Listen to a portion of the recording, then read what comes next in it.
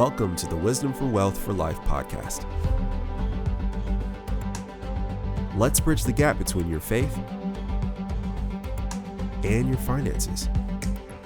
At Ronald Blue Trust, we apply biblical wisdom and technical expertise to help you make wise financial decisions. Our goal is to help you leave a lasting legacy. In this podcast, you will hear inspiring stories, practical tips, and encouragement from the Ronald Blue Trust family, with special guests along the way. Welcome to the Wisdom for Wealth for Life podcast. The information in these podcasts is provided for general educational purposes only. It is not intended as specific individual advice. The client's experience may not be representative of the experience of other clients, and they are also not indicative of future performance or success. Opinions expressed may not be those of Ronald Blue Trust.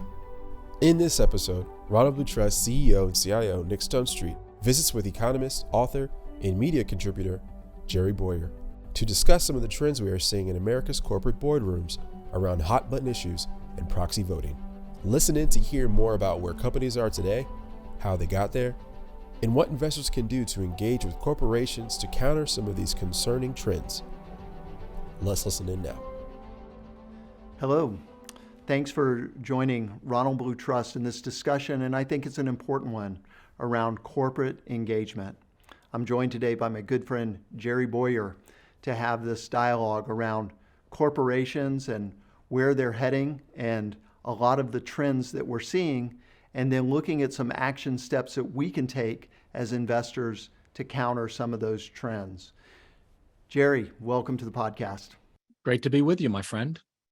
Jerry, you've been busy. You've been doing quite a bit of work on corporate engagement, and you've got a great kind of view into corporate boardrooms. Would you mind going through and telling us some of the trends you're seeing in boardrooms in American companies?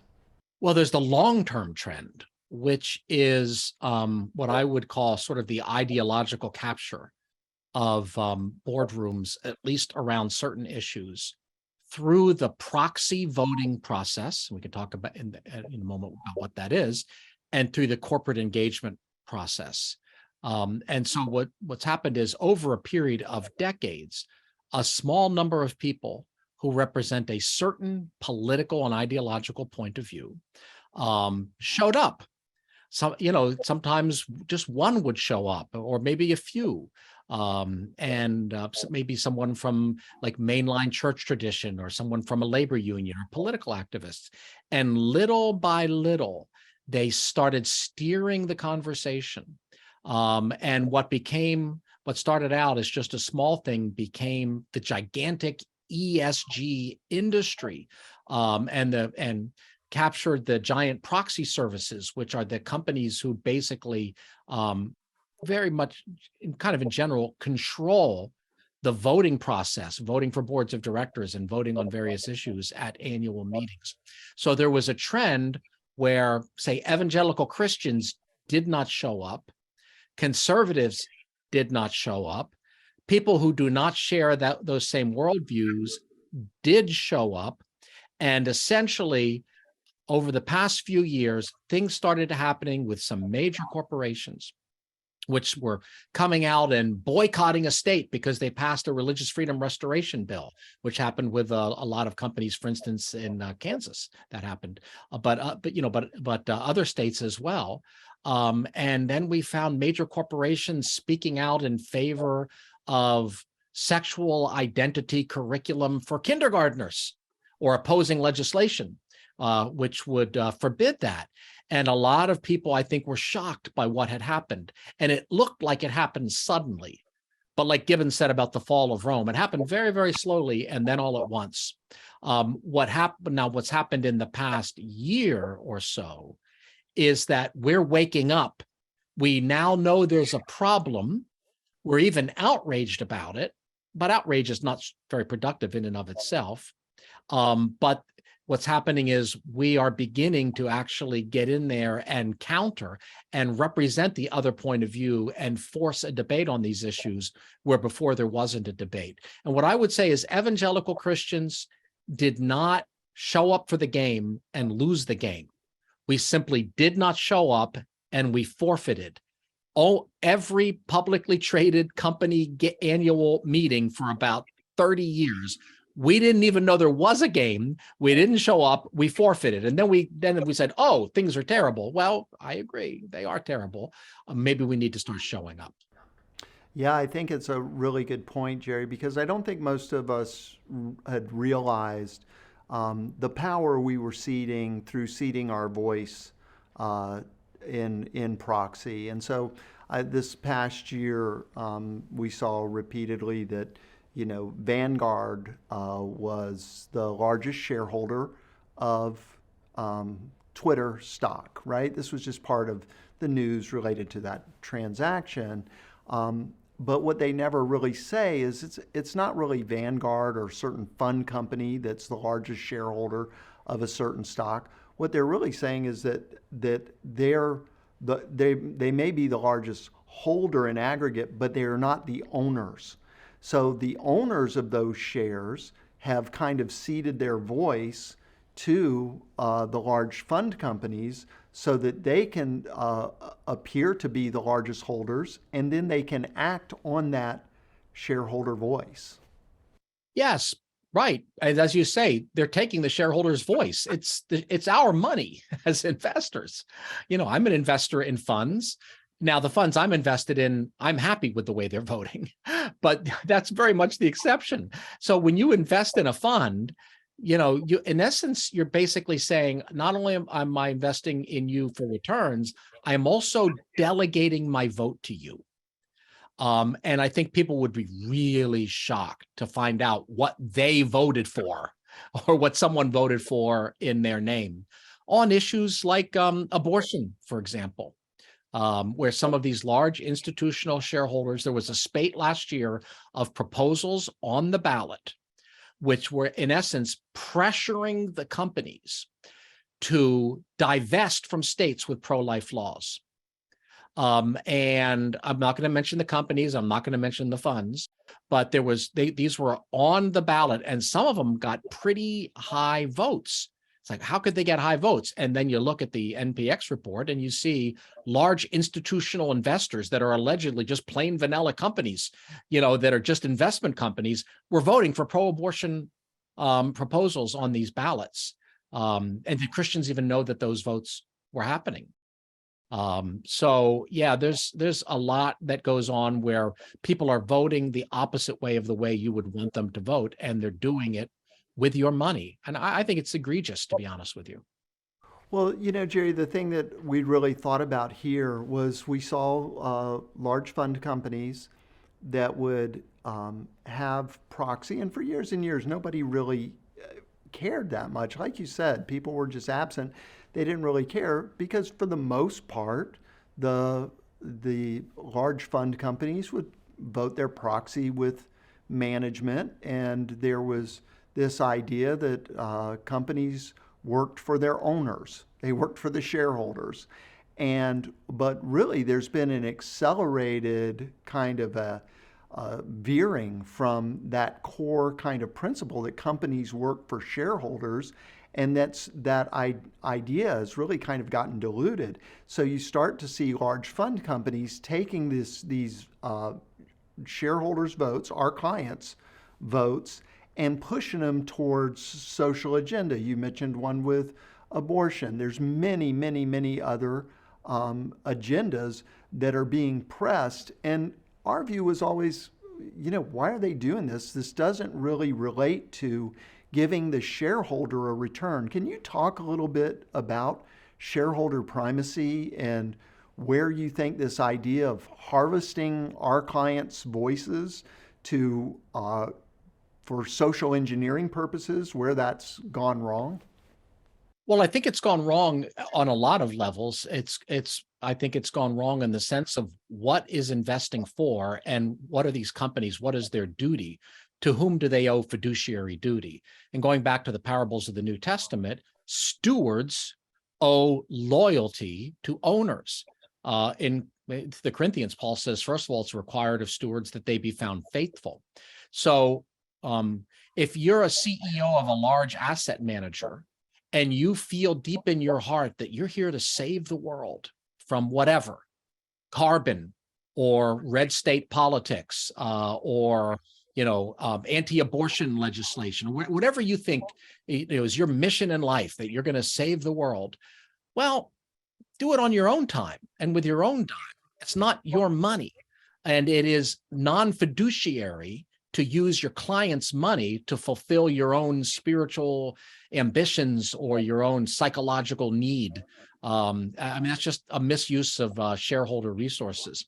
So it's wrong to steal people's voices, but also there are investment implications, because sometimes the companies are told to do things that don't seem to be profitable. I can tell you, I talked to one company, this is an insurance company that I had a meeting with, and they said, well, there are some things that aren't in our portfolio.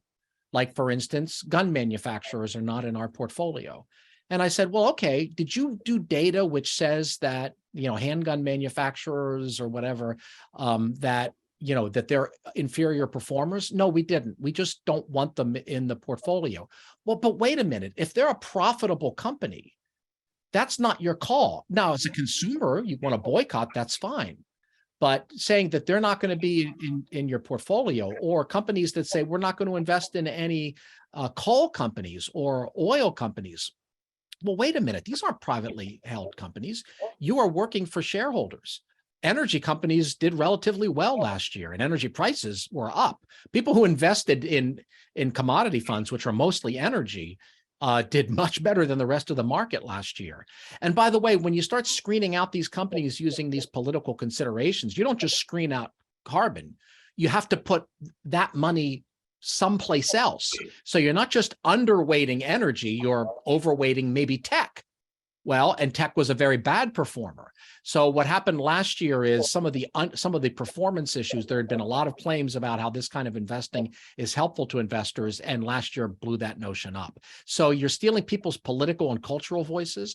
The other thing is you're taking a risk. Like if a large company comes out with a politically unpopular view, for instance, in a conservative state, maybe they get tax benefits that are above and beyond normal tax treatment. Like, hey, we're not going to tax you, or we're going to give you copyright protections that are greater than you would normally get. We're going to let you run your own city, have your own private police force and your own private fire company. Other companies don't get that. Well, guess what? If you start going against the values of that state, they're liable to start taking those favors away. So it has actual bottom line implications. Yeah, and we've seen that, as you mentioned, in the energy sector. If you invested heavily in an ESG fund that screened out the E in ESG is environmental, and they screened out all oil companies, your fund probably underperformed last year. I could bet it did.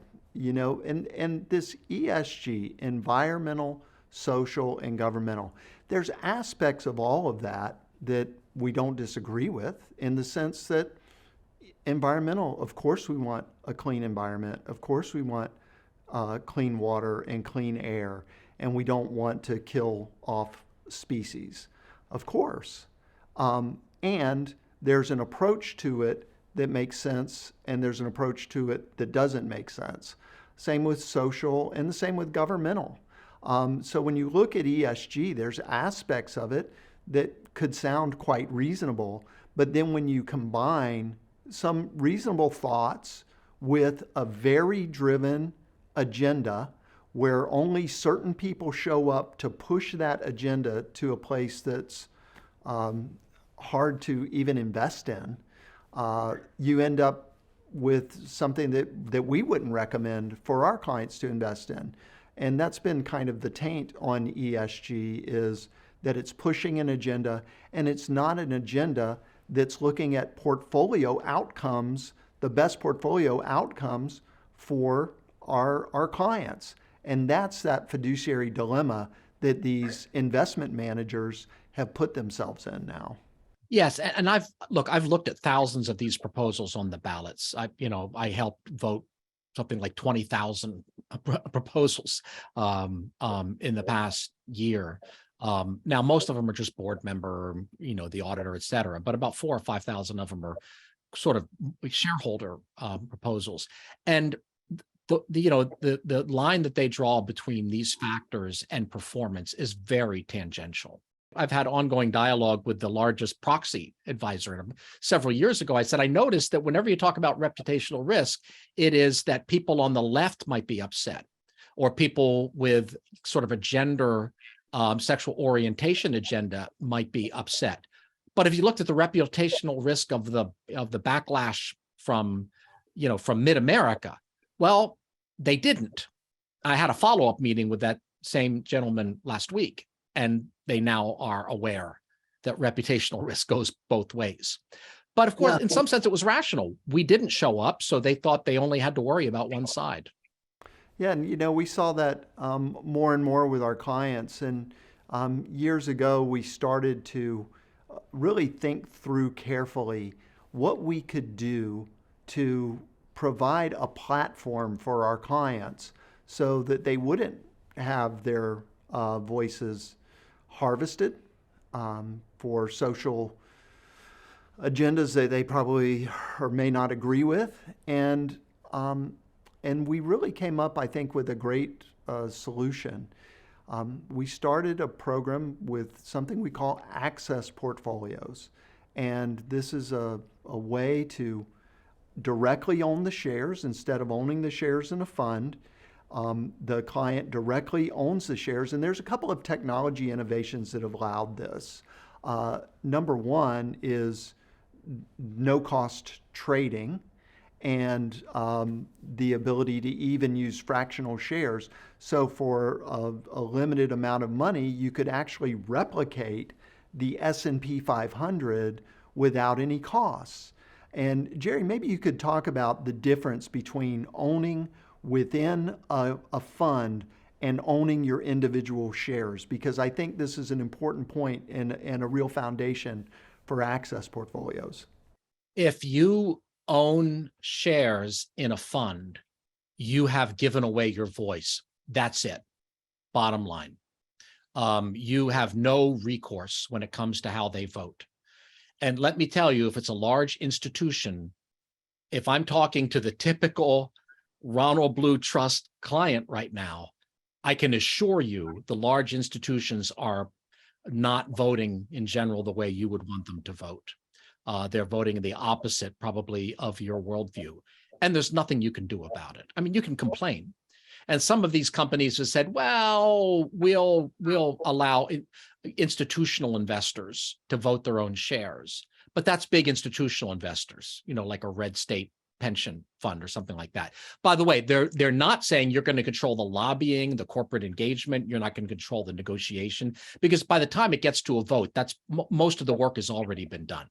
Most of what the big institutions are doing is sitting down with these companies saying, this is what we want you to do. And the companies give in. So so most of what's happening isn't the vote. So giving the vote back is only giving back a small amount of the power. But if you own the shares, you have a legal right. What do you have a legal right to do? You have a legal right to vote. You have a legal right to attend the shareholder meeting, either in person or log on. If you're there, you can ask a question. And although they can kind of block it a little bit, you can still put the question in there. You can talk to investor relations as a shareholder. Now, if you're a small shareholder, I admit you don't have as much clout, but you can go to you're not just going to the complaint department, you're going to the investor relations department as a shareholder. And you can say to a company, we don't like the direction you're going in, or, which is nice sometimes, we do like the direction you're going in. You can do both. What else can you do? Well, you can join, if you have enough shares, you can actually put your own proposal on the ballot. So instead of reacting to somebody else's proposal, you can put your own proposal. It's like initiative and referendum, like you put in a referendum on the state. You can do that. Now you have to own a certain amount, and you can't be anonymous anymore. You have to sign, I own a certain amount and I want a proposal on the ballot. And then that can go on the ballot. And now you're forcing the debate. And the company's going to say to the SEC, we don't really think this is a shareholder concern. We think this is just business. And the SEC is probably going to say, no, it's a shareholder concern. Put it on the ballot. And now the debate is forced. You have a right to actually speak or to record a message supporting your point of view. What else can you do? you can join together as a group of people and put forward that proposal, not just as one shareholder, but as a group of shareholders. Let's say someone already did one and you agree with it. You can co-file, you can put forward your own paperwork, which says, I am also a shareholder and I agree with XYZ on their proposal and I support it. There's something else you can do, which is you can put something forward to the company and to Edgar, which is the SEC website, where you can basically say, I agree or I disagree with such and such proposal that's on the ballot. And the company has to list it on their websites. So there's an amazing number of tools. The other side knows how to use them. We don't know how to use them. Now, some of them, you're basically anonymous. Some of them, you have to use your name. You have to sign saying, I'm the shareholder, because you have to prove that you're the shareholder. So some of them are a little bit more commitment than others, but there's a tremendous amount that you can do. And as I've talked to Christian shareholders who come forward and say, I don't like such and such company because they're boycotting Georgia because it's a heartbeat bill state. When you tell them the tools that are at their disposal, pretty much every time they say, I didn't know I could do that, and that's what I want to do. I mean, think about it. If I don't like something in my country, politically, I don't unregister to vote. If I don't like something in my city, I don't say, well, I'm going to tear up my voter registration. No, if there's something that you're concerned about, you vote. For some reason, our response as Christians is to withdraw rather than to engage. But I think once people know that they can engage, or they can ask somebody to engage on their behalf, as you mentioned, access portfolios, where the individual shareholder isn't doing all this work on their own. Right. They're basically saying, we want you to do this work. I think it's empowering, and people feel like they're actually making progress.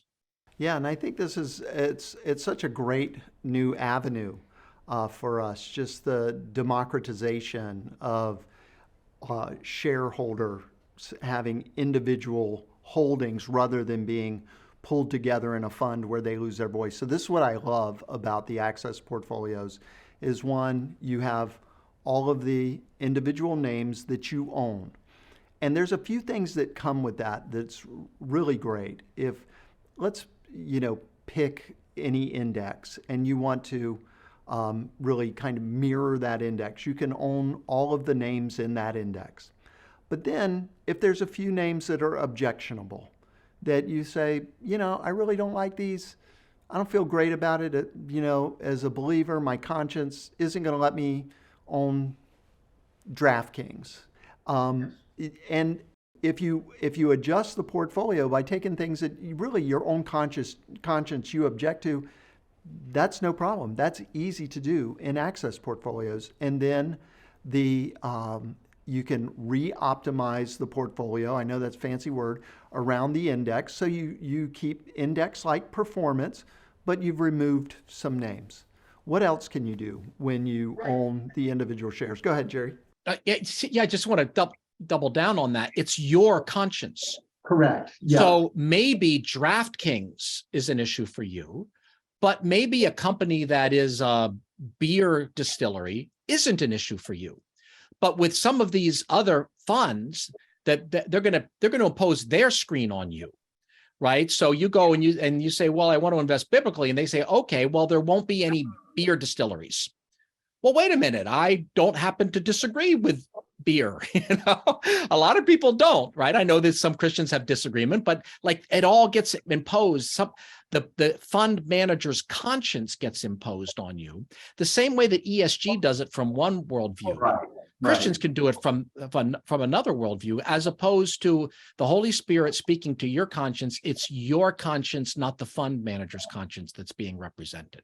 That's right. And no, it's fine, because if you want to remove objectionable names, that's according to your conscience. That's not someone bullying you or pressuring you or telling you you're owning the wrong stock for some reason. It's what and there's a list with access portfolios to go through to kind of say, maybe I don't want these things in my portfolio. Then there's some other great aspects of access portfolios that I really love too, and that's tax management.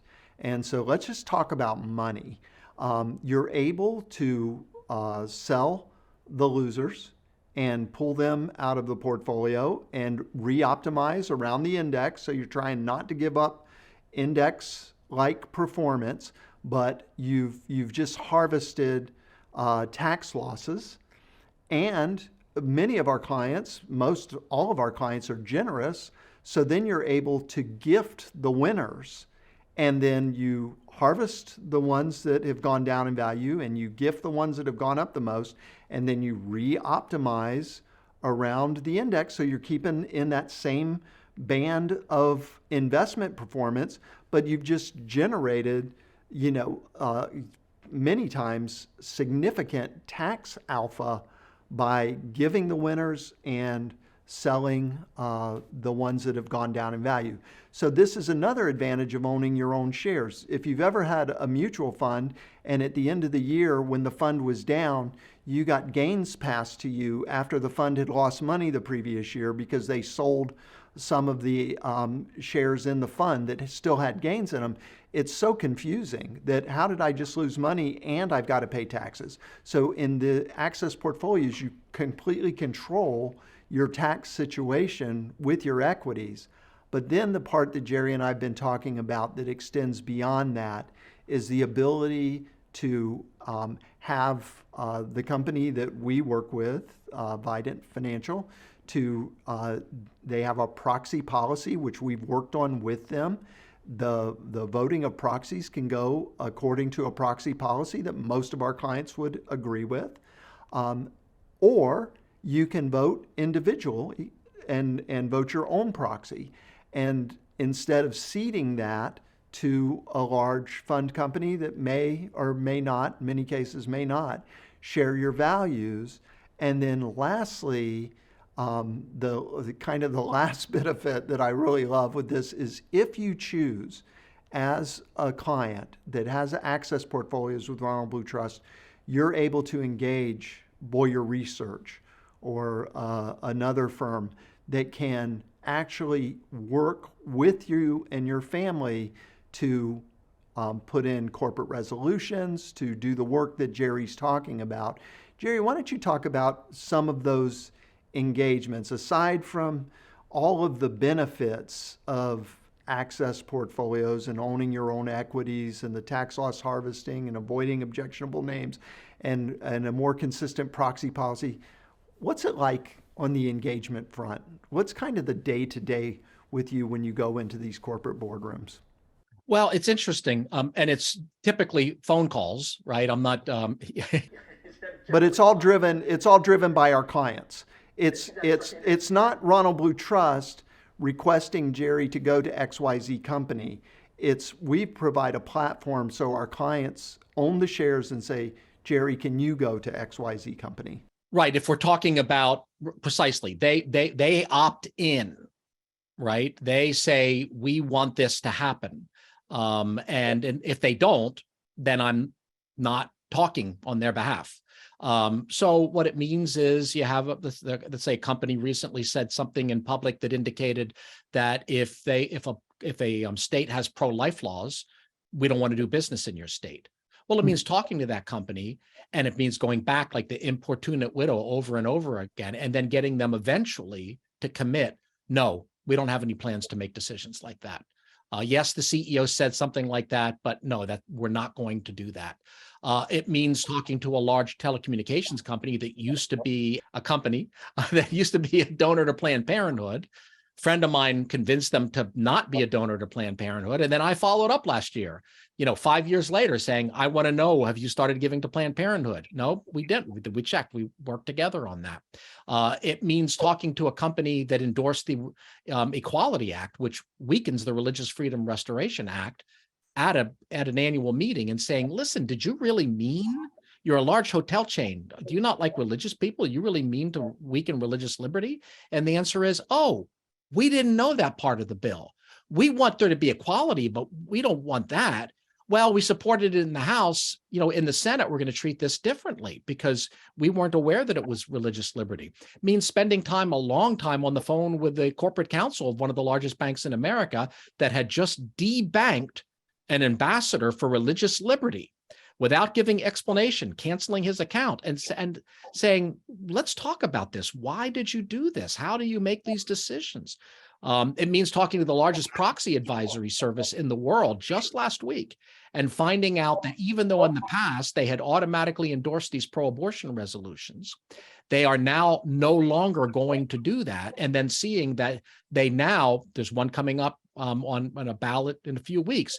They recommended a no vote on this pro-abortion resolution. So it means talking to people, not confronting them. I mean, sometimes you have to, when they're not cooperative, you have to take it up a little bit, but it means trying to reason with them and over the long term have influence with them. And it also means there's a lot of details here. This is not designed to be easy.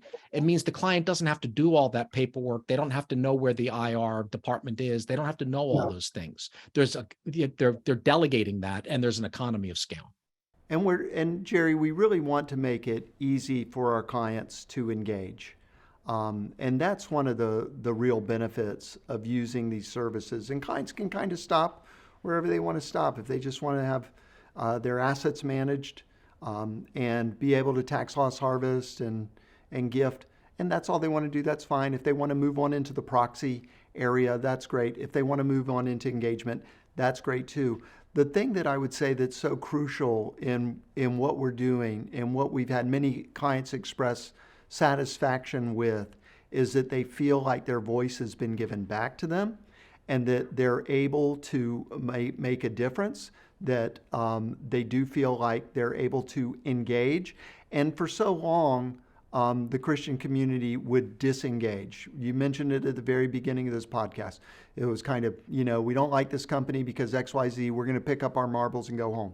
No, this is not a long-term sustainable strategy, this Essene type of a strategy. And the Essenes, we know what eventually happened to them. It just took longer. So this strategy of disengagement is an avoidance and boycott.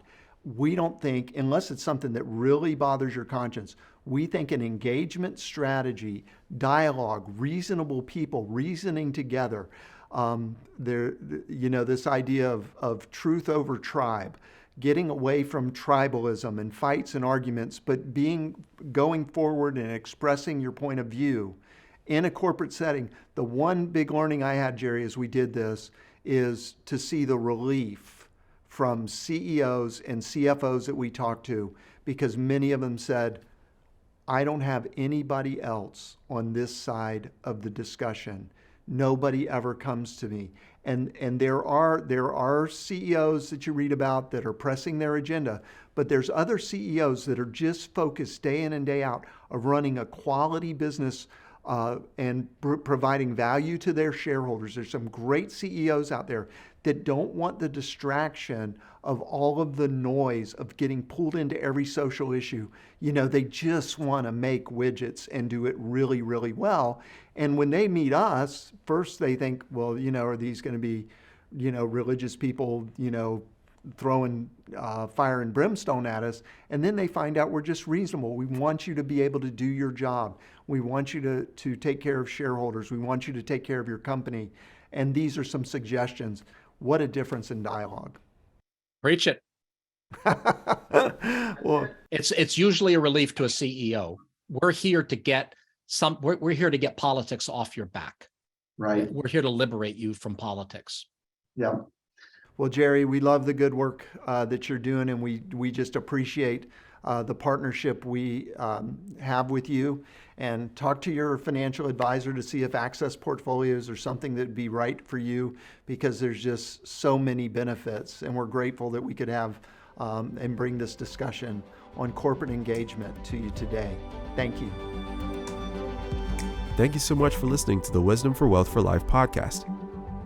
If you are looking for financial advice, please contact us.